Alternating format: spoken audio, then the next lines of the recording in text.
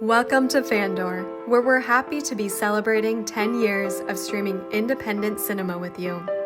In 2011, Fandor launched right here at South by Southwest. A decade later, and we couldn't be more excited to return to the place where it all began. At Fandor, our mission remains to bring you the best of independent film not shown on any other streaming service. Our goal is simple: helping you find your favorite films and discovering new ones. Because if one thing's for sure, at Fandor, we love movies. In the coming months, we will create a whole new streaming experience for the Fandor app. While we're in the works, hundreds of new titles are being refreshed to cultivate our extraordinary cinematic library. Our updated service will expand across your favorite platforms and contain thousands of the best independent movies, documentaries, and international films. At Fandor, we go beyond your typical titles to find incredible indie features not found anywhere else. Whether that be classic pre-code, film noir, rare grindhouse movies, or even drive-in creature features. Fandor's mission is to seek out unique gems and elevate independent creators and the art of filmmaking. We're also debuting new stories on Keyframe, our digital publication of articles and video essays.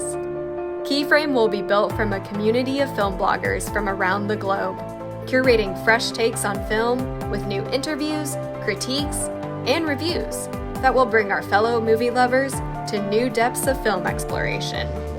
We couldn't be more excited to connect with filmmakers and film fans who love movies as much as we do. You, our fellow cinephiles, are what truly sets Fandor apart. So thank you, fellow movie lovers, for taking the next step with us into a fresh cinematic experience. We invite you to join us at fandor.com and connect with your movie lover community. Well, had I known you would have your pipe, I might have. Well, yeah, the pandemic has brought on all sorts of new bad vices and opportunities to horrify my dental hygienist. Well, I've been doing this podcast, Phil, for, way too long, but many, many years now. And you're the first person to smoke a pipe on my show, I have to tell you. Years ago, I used to work at a Boston radio station, and there was a wonderful on-air talent by the name of David Brudnoy, who was probably one of the most fascinating people I've ever met. His name was David Brudnoy. Okay. And I worked at WBZ, which was really an incredible experience, but also one of the most amazing radio stations in terms of their reach. But Brudnoy was on for many years, and he was very controversial, but incredibly versatile in so many subjects. He was a brilliant guy. He was a film critic. He was a historian. He was a libertarian. He was provocative in so many ways. And I used to share a taxi home from work with him each night. And he would always have his Peterson pipe with him. So as a young guy, I got turned on to the benefits of and the enjoyment of the nighttime pipe smoke. So during the pandemic, with all the stress, I went back to it after many years, and I'm enjoying it, and much to my wife's chagrin. Well, I think that is a form of smoking that has kind of gone out of, it's, I guess it's diminished. I mean, it's my guess. I just see so few people in this country anyway smoking pipe, unless they're smoking some other kind of substance, but that kind of pipe. Like independent film and classic film, it's become a subsect of the culture that's sort of niche. Well, I'm glad you brought it up. We could talk about independent film. We could talk about what varieties of tobacco you use, and Oh yeah, no, there's a tobacco shop in Boston that's been there for 150 years that I go to every other week.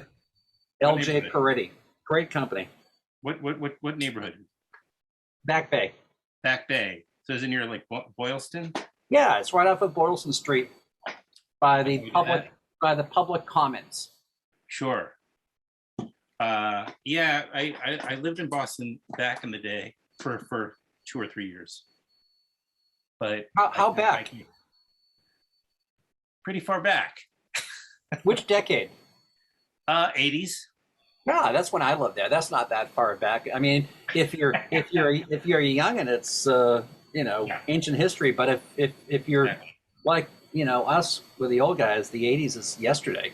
Sure, it's true. It does feel that way, and I could probably. I mean, I've certainly. It's been a while since I visited now, but I used to go even after I moved back to New York. I visited all the time, so I got. In fact, I may have gotten a better sense of the broader area in my subsequent visits than I did when I actually lived there. But yeah, a lot of good memories, and I still have friends that I made when I was there, and.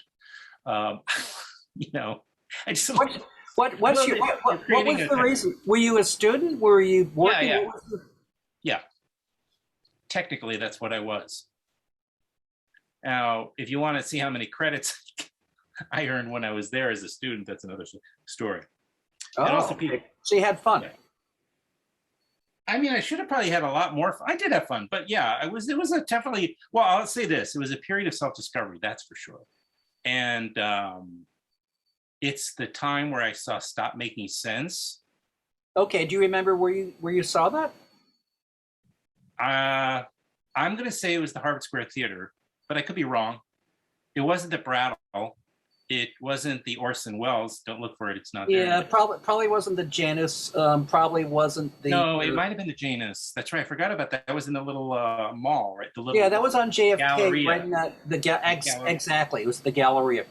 See, well, I have a good memory, but probably because I don't. See, Adam, when I moved to Boston, my apartment was on Commonwealth Avenue, and my bedroom window overlooked the Exeter Street Theater. Wow.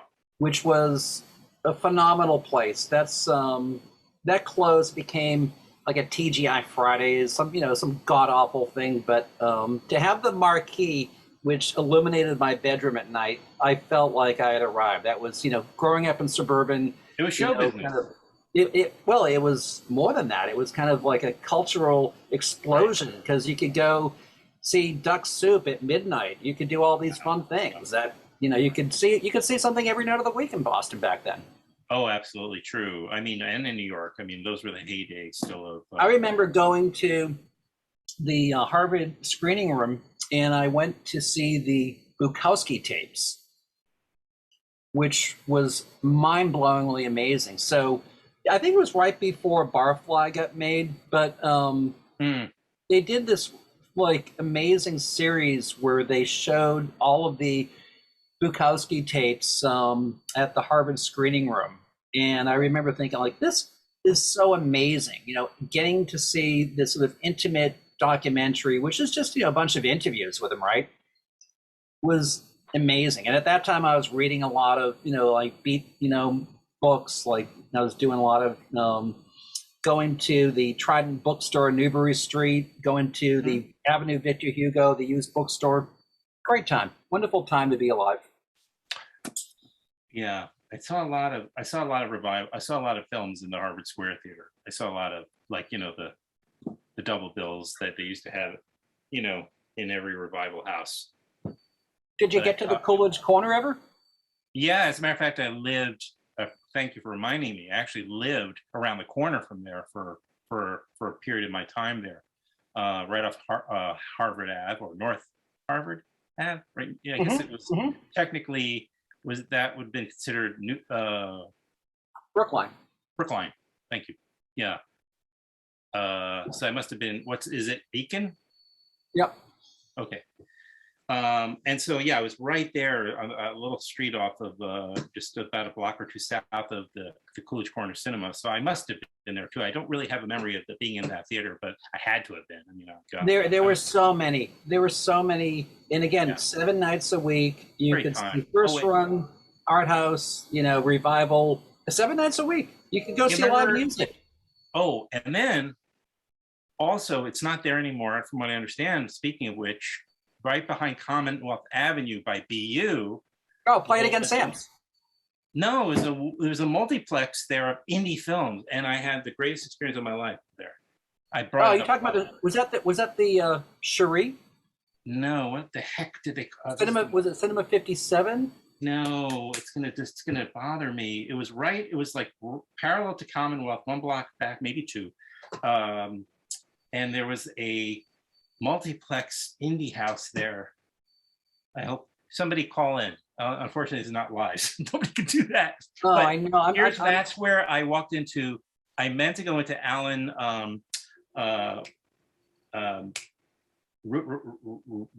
Rudolph's film. Which one would he have made in 1984 or 5? I can't remember. But I was going to go walk. I was thinking I was going into there. I misread my ticket, and I walked into the wrong theater. Didn't know it, of course. That's why it was wrong. And then I had missed the opening credits, but I thought, oh, that's odd. I don't know why I'm late. I sat down and I watched Stranger Than Paradise. Oh, fantastic. And my life changed. Oh, yeah. No, I remember going, I think I know the one you're talking about too. And I'm having like a total mind part with this stuff right now, because I'm fairly sure that I went to see. It must have been. Go ahead. What year did Naked Lunch come out? Oh, later on. Was that 90s? It might have been like 89, 90? Yeah, it was definitely. If it was probably 92, 3, somewhere in there. Yeah, we're just. By the way, Phil and I, if you're watching, Phil and I, we don't go on our phones to get answers. We just sit here wondering what the answer is. No, that's true. I mean, because I agree. I think that I do a lot of trivia. Well, pre-COVID, we used to do a lot of. There was a great bar in Boston called Jacob Worth, which sadly closed, and they had trivia night, and you had to be, fast. You could, and of course, right. If you even looked at the phone, they'd kick you out. But right. What I was mentioning by BU was there was a bar called Play It Again, Sam's. Oh, okay. And they used to show silent film there.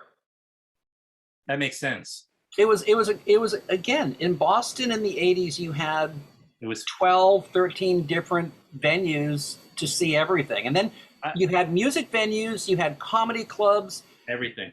I can see why you only accumulated a few credits. Why what? You were busy. I can see why you only accumulated yes. a few credits. It was a callback on your part. Thank you. Yeah, it was. A matter of fact, you just reminded me. I was thinking at the Brattle is where they released when I was there. They finally got the rights to play those latter-day Hitchcock, the American films. I'm going to say the American Hollywood. Finally, and they released them every few weeks. They staggered the releases of those, and I think I saw them all there on the. So you saw Frenzy there? I didn't see Frenzy. That's when he shot that. He went back to England for that. Oh, that's right. That's right. He did go back to England for that. Yeah. I did see that ultimately, and that's one crazy movie. That's one crazy movie. I mean, in this day of cancellation, I would wonder what people, if they thought like his way of treating some women, his starlets back in earlier days, if they see this movie about a serial killer who, maybe the most misogynistic character ever, one of the most ever created. I don't know. But yet in episodic streaming shows, we have more gratuitous, violence and things that are, far beyond that. So it's a weird dichotomy. There is a weird dichotomy. Well, now that we've sorted all the salad days of our lives as young men, this kind of, we can pivot a little bit into, well, we kind of know some of our DNA now, like, obviously as I described this period where I should have been studying and been in classes, I was instead, like going into the movie theaters all the time. It was my. That was your primer. That was what I did. That was it. Yeah, that was definitely because as I said also on this podcast film, we will definitely get it right into Fandor, but that my parents were big cinephiles themselves, and I grew up, seeing the movies like, samurai movies and Bergman, and they were big. Where did you grow up? What part of the country did you grow up? It's a very obscure area of Queens called Forest Hills. As I described it to John Leguizamo, who I couldn't believe I got on here a couple weeks ago. I described it as, because he's from Queens, I described it as the mean streets of Forest Hills, and he got a good laugh out of that. So again, even in my neighborhood, 4 movie theaters. So do you go out to like Film Forum and Angelica, and do you still go often? Well, I actually moved recently up a little north. I live north of the city now, so I'm actually, which is a major change in my life, because I've always lived in the city, and almost entirely, I'd say 90% of my adult life was in New York, except for instance, this period of time where when I went to school. And I've always had, movie going was always an enormous part of that, obviously, benefit of it. And now it's temporarily kind of been slowed down in terms of going to the theaters, but there are some up here and there's some nearby. And I'm looking forward to really kind of going back with a fervor again. Because have you been to the theater in the past few months to see anything? I've not gone to the theater. Even at the Woodstock Film Festival, which isn't too far, I got there and I just ended up making kind of a social day rather than go in and see the screenings, because I can see them at home. And but as a real advocate of theater going, I don't want to overemphasize the fact that I have not been going, but I have every intention of definitely going back to the theater. And I just came back. I was at the Mill Valley Film Festival. Oh yeah, tell me. And that was great. I mean, that was the first time I had been in a theater in 18 months. Okay, that is so. Yeah, I did go back on one occasion. I was in Los Angeles, and I took my son and his half sister, who's just saying that she's not my daughter, but she may well be family. So I took them to the movies one day, and we saw Cruella, of all things, because that's the only thing that worked with location and time wise. But we had a good time, and it was my first time in a movie theater, and I was happy to be there, and I enjoyed Emma Stone. Yeah, I was thrilled to be in a dark theater without the glowing device in front of me. Right. It was very when you're away from something you love so much for so long, and then you're getting into just sort of like the blue light and all the stuff that, it's just a different thing. I mean, streaming stuff on a computer or, your TV set, it's a whole different mood. Well, we're doing a really poor job of sort of preparing the audience for what we're supposed to be talking about, which is the streaming service. I think we all do it.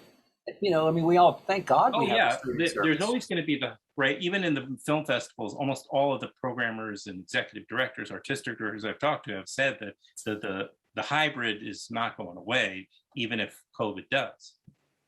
No, I think you're right. I think that, it's good because from a participation perspective, not many people get to go to festivals or different places. So having the option to do a virtual is pretty cool.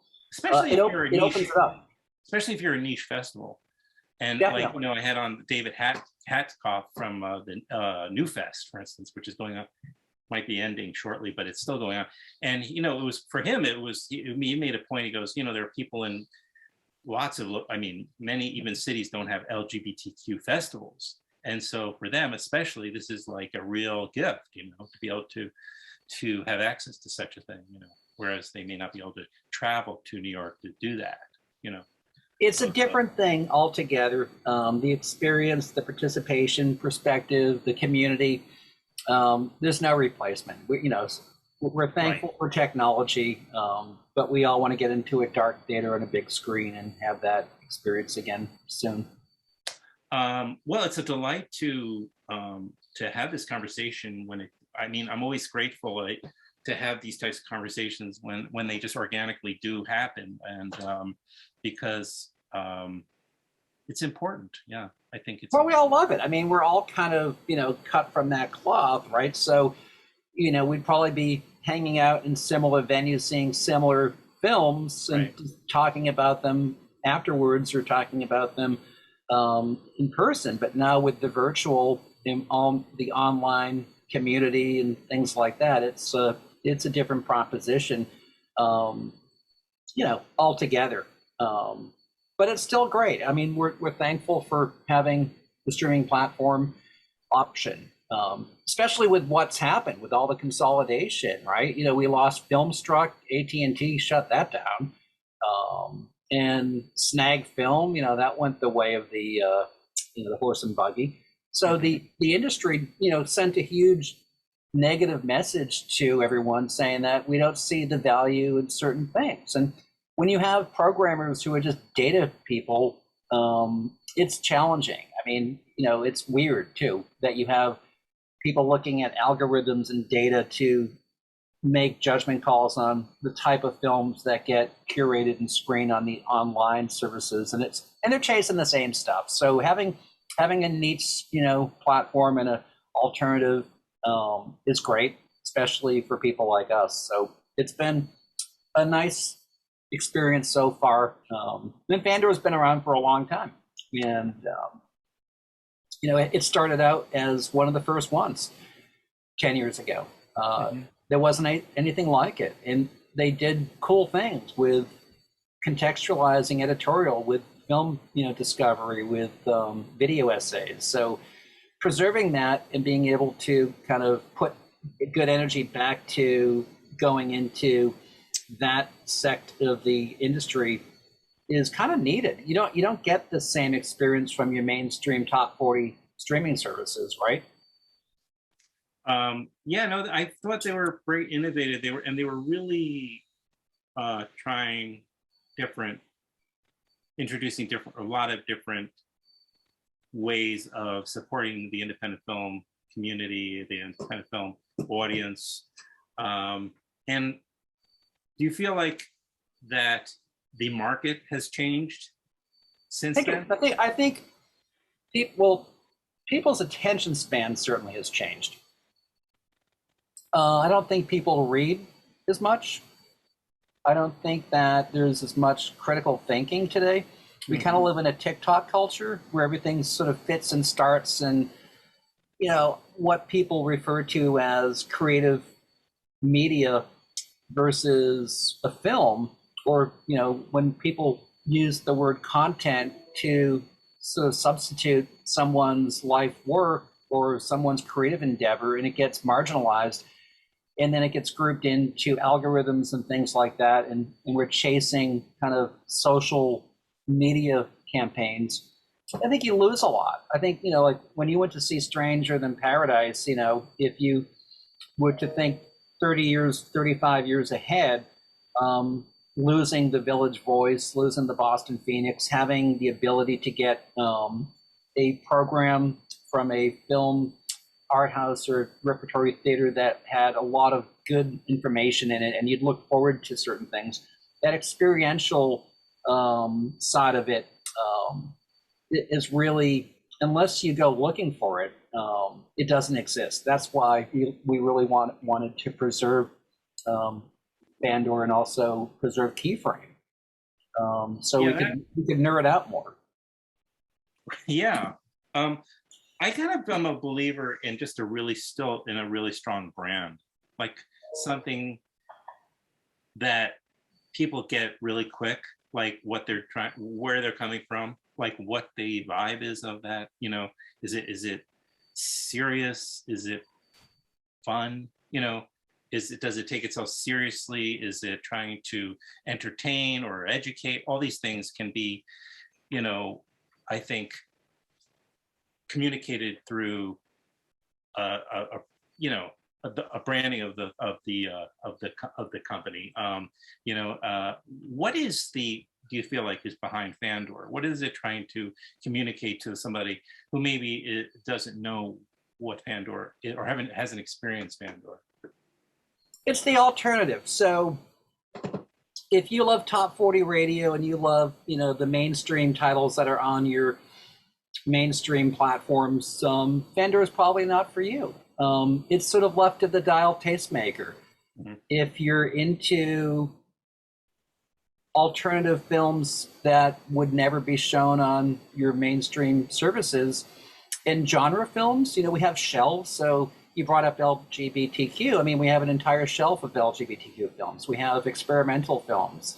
We have young independent filmmakers, who are just getting started in the industry, that have short films, right, that are kind of like coupled with very significant classic films and significant art house films.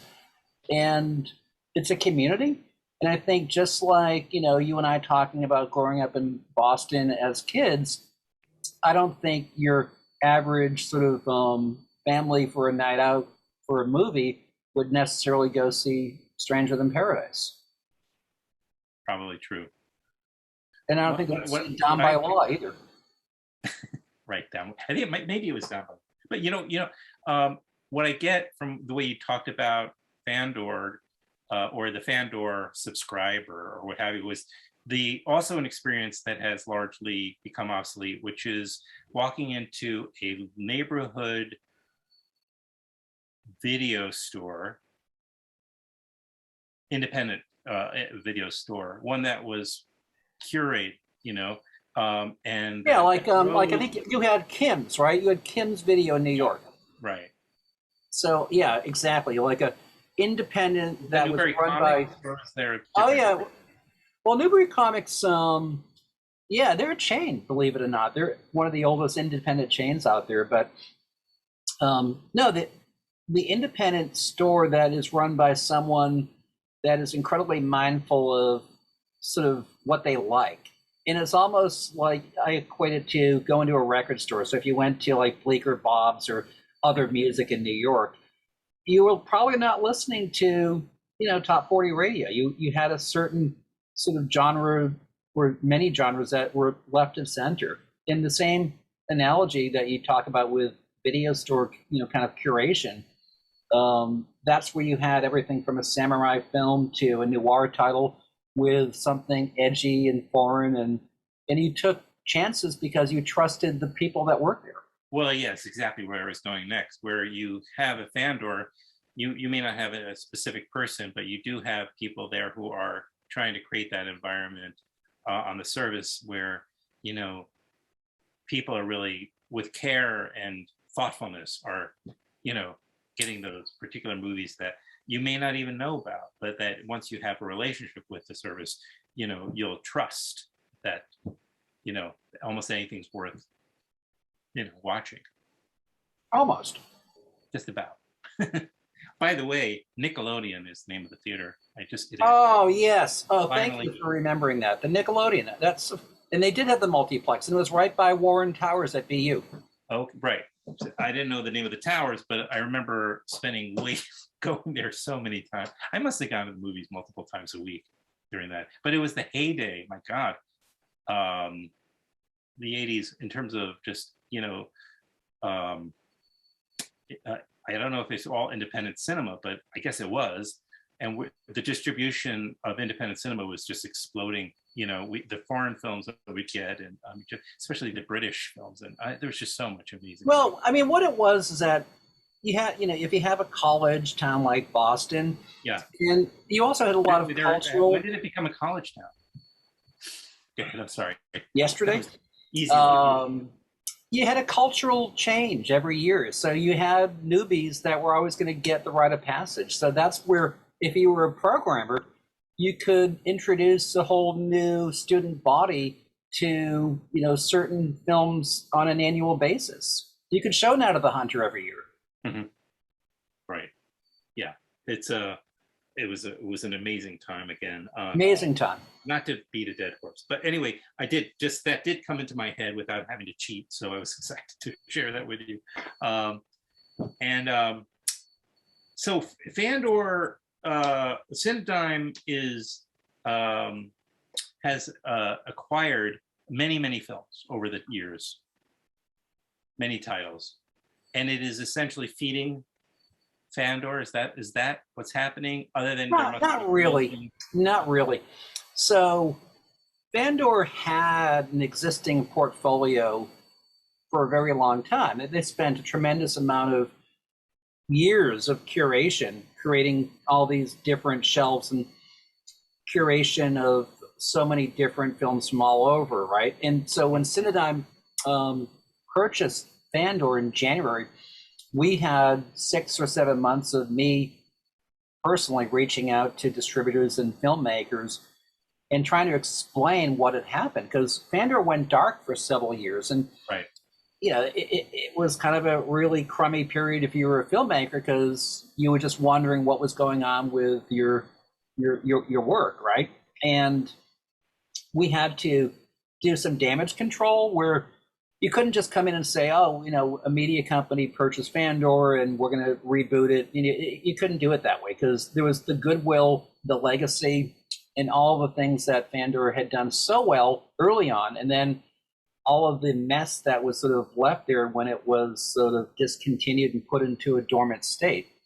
So we had months of conversations to give the assurances and the confidence that we weren't just looking to kind of relaunch another streaming service, that all of the care and all of the thought and goodwill that had started with Fandor would be continued. So, really, it wasn't a plug and play. And frankly, the titles that Cinedigm had available at the time were more general entertainment. And we've made a huge pivot to change sort of directions with the types of films that Fandor was known for, to go after more festival films and more sort of genre films. So it was not just sort of a, acquisition that we could sort of pivot into quickly. Are you saying so more contemporary titles? New? Yeah, more contemporary, and Cinedigm has multiple channels too. Mm-hmm. So really, with Fandor, we're going after a unique offering that requires a different programming strategy and a different curation strategy. Are these a lot of films? Let's see how to put this. There are some distribution companies, streaming distribution companies, that just sort of acquire. And I don't know how, because they don't do the other big part of, and then they, get them on streaming platforms. However, what's missing is an effective marketing of those films, and visibility is always a problem. And I don't know that the filmmaker is really being supported or participating. I don't get a great sense, or maybe there's too much responsibility on the filmmaker, but they don't have the resources themselves to do an effective job. So it's kind of a losing situation potentially. So, but with Fandor, you have a unique opportunity to kind of solve a lot of those issues. We do, and I think that's what's been lacking in our business, is a platform that truly cares about the filmmakers and doesn't just take something so they can add to their title count. What's the point? If you're a filmmaker and someone's looking to acquire your film, you got to be damn certain that they're going to promote it and try to give you. And it's hard to promote an independent film to begin with. In general, that's why so few major media companies are not pursuing this sort of category aggressively, with a lot of marketing and fanfare around it. So when we do go after a certain title that we believe is worthy and good, that we believe in, we want to be able to promote it. So we're unique in the sense that with Keyframe, we have our podcast series, we have our video essays, we have our articles. So we're able to organically and within our own kind of tent promote with an existing sort of online media experience that's somewhat unique to a streaming platform that then can be syndicated to other places. And it can go into, like, it can be, if you're a blogger, you can then create a little bit of a blogger network. So it just goes into a syndication mode. And I'm sure you found, Adam, just sort of in your world, you're probably interconnected to people like myself and journalists and directors and film, historians. So having that ecosystem is important. That's, now that we don't have traditional publications that everyone waits for on a weekly basis, we use our virtual online communication to kind of have our social circle replace that. Mm-hmm. But I think that people still, at least people in our world still want to read a long form article about a film. They want to take a deep dive. They listen to a podcast with the director. And all those different ways of amplifying and promoting a new film are critical. And I think that's why Fandor is unique, because we kind of made that commitment, not just to be a legacy company and show a bunch of older titles that, old guys like us will watch, over and over again. But how do we bring young filmmakers who have great creative films that they've spent, their college tuition money on instead of going to school or borrowing money from friends and family, taking those risks. Right. And there's a lot of that out there. So Fandor is good for that. And building, or effectively, I'm using that word a lot, I guess, but getting the message across to movie fans, and there are many of those, that there are choices out there. I think that's the well, that's why I keep using the alternative. Like when people said alternative music, right, years ago, or alternative radio, or freeform radio, that was really the analogy. That is so much in the same bucket as film and music and art, everything that's sort of left of center, and that's really kind of the audience that we're working with, are the people that kind of don't just get spoon-fed things from the mainstream media companies that buy huge media campaigns and kind of force feed their titles down your throat. It is launching when? Officially? We're live. Let me rephrase. Fandor people can go directly from here over to fandor.com. Is that right? And start. Yeah, we're up and running. Oh, that's wonderful news. How many titles have you got there so far? Or it's probably a hefty question, because you got a lot of shorts, as you said. And we have a lot of stuff. So we have over 1,000 films currently live. We're adding new ones each and every month. We're actively at festivals acquiring rights. We're also working with a lot of distributors that are bringing in newer titles from all over the world. Mm-hmm. So, I'd say go to fandor.com.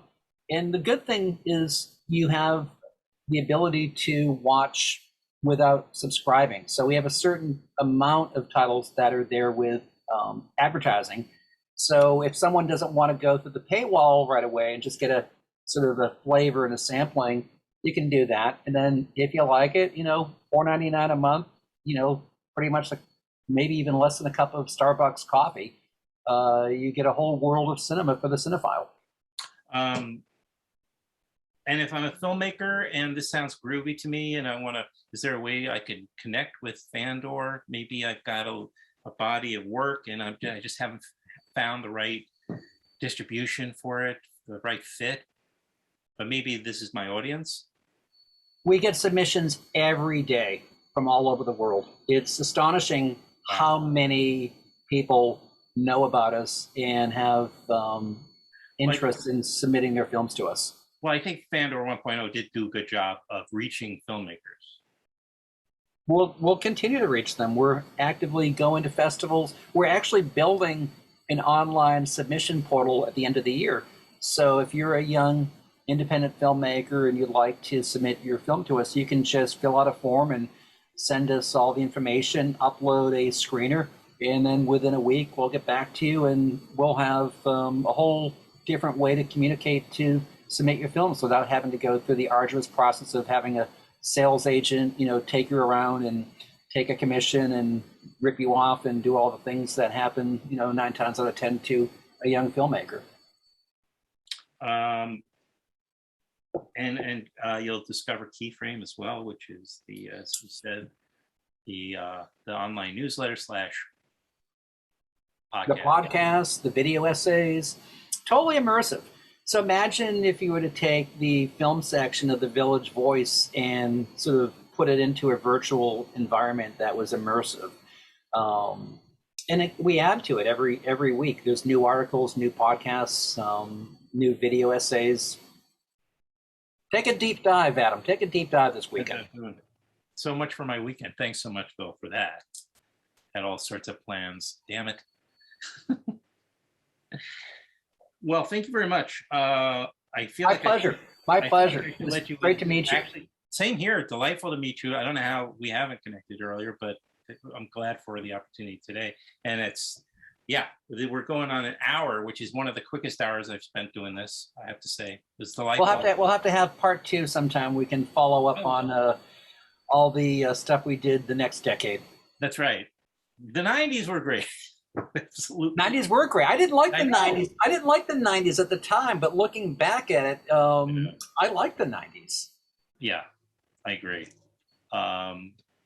Well, you know, you had that shimmer of nostalgia. It's always helpful.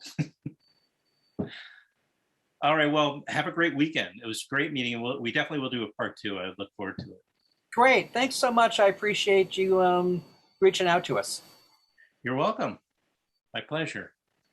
I was right after Vicky sent me that. Vicky Greenleaf reached out to me, but I don't know. It just had. I ended the show. It's over now. So I just didn't. Oh, we were on a show. I get that a lot, by the way. My style we is deceptive. So I'll be talking to somebody and they'll say, are we starting? I'm like, yeah, sorry. I probably should have done a clapboard type thing. No, that's my style is to ease into it very, very, seamlessly and gently, because I find that it really makes the conversation so much more comfortable. No, it's great. I love the loose frame work of all these things. It's like sitting at a neighborhood bar before the film. There you go. Right. Anyway, yeah. Where do you live, by the way? I'm in the Hudson Valley now. Are you near Nyack? North of pretty far north. I mean, that's in Westchester, right? I think that's Westchester. Okay, so you're closer to like. I'm closer to. Yeah, like I'm pretty north now. So I'm like, you know where Bard is? Yes. That's where I am. Okay. Near Rhinebeck. And, you've got a couple of theaters probably close by. Yeah, there's Upstate Films. There's one in Rhinebeck. There was one in Saugerties across the river. There was one in Woodstock. Woodstock has gone back now to be called the Tinker Street Theater. They used that for the Woodstock Film Festival, and then Saugerties was bought out by New. It was something. Had a different name, and now that was bought by Upstate Films. One of the guys who was one of the founders of True False. You know that festival, I'm sure. He got hired. One of the guys that got hired to take over these theaters, and they got here last year. Hopefully that works. I mean, I was very worried about these little indie houses. I know.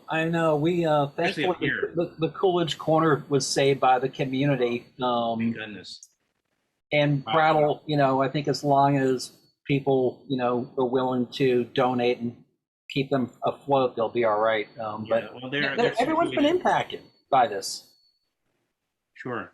Well, Brattle at least is situated in a good spot, near Harvard, and there's a lot of money in that area. There's a lot of money. Yeah, they had to give back all their PPE money.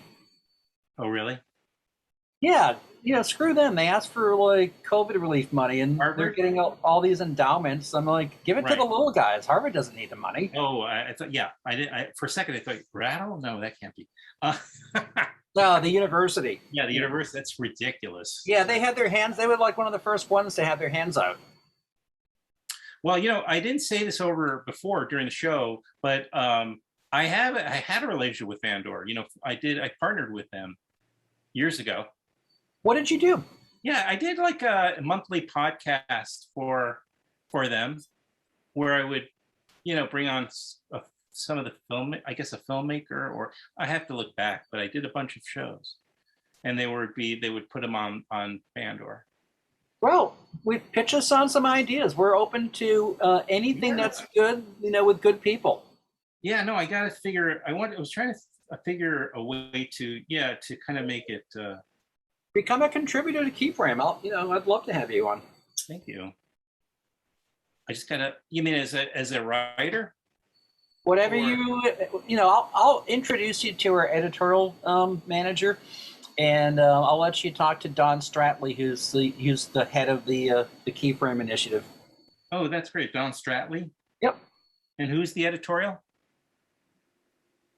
That's Don. The same person. Okay, very good.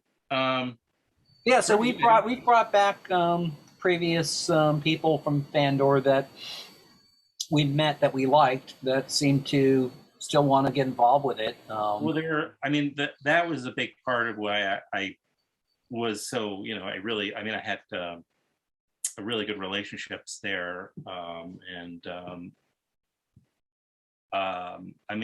know that I didn't really get, because he lived in Berlin, right? David Hudson, is he back or? No. No, okay. He's someone I've looked forward to. I'm hoping to go to Berlin next year to meet him. You go to the festival? Meet the professor himself. Right. And what's your film historian background, by the way? So are you a journalist, or is that where it's from, or did you write? So I am a archivist. Okay. And I've restored hundreds of films over the years. Wow. I do lots of work with the Academy, UCLA, the folks over at the Library of Congress. So my bailiwick has been film salvaging and film rescuing, and then restoration work. Yeah, we have a lot more to talk about. Great. Okay. Part 2 coming up. All right. Well, nice to meet you. I enjoyed our conversation. It was a lot of fun. Oh, me too. Me too. Take Thanks, care. Adam. All right, we'll be in touch. We have each other's contact information now. Absolutely. We've got Vicky. Okay. Take care. Thanks. Bye. Thank you.